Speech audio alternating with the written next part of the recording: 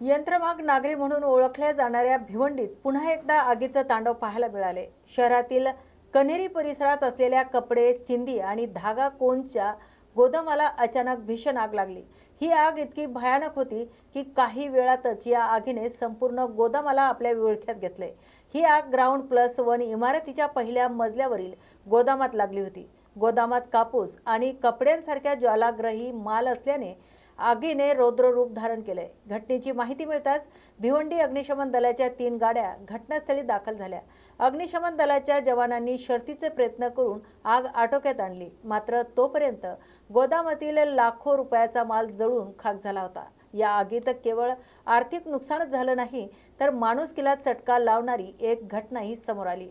गोदामात बांधून ठेवलेल्या 7 बकऱ्यांपैकी 6 बकऱ्यांचा या भीषण आगीत होरपळून मृत्यू झालाय, तर अग्निशमन दलाच्या जवानांनी मोठ्या शर्थीने एका बकरीला सुखरूप बाहेर काढलंय। सुदैवाने या आगीत कोणतीही जीवितहानी झालेली नाही, तर आग नेमकी कशामुळे लागली याचं कारण अद्याप स्पष्ट झालेलं नाही। मात्र शॉर्ट सर्किटमुळे ही आग लागल्याचा प्राथमिक अंदाज वर्तवला जातोय।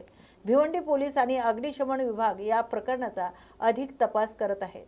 वारंवार लागणाऱ्या या आगीच्या घटनांमुळे भिवंडीतील गोदामाच्या सुरक्षेचा प्रश्न पुन्हा एकदा ऐरणीवर आलाय।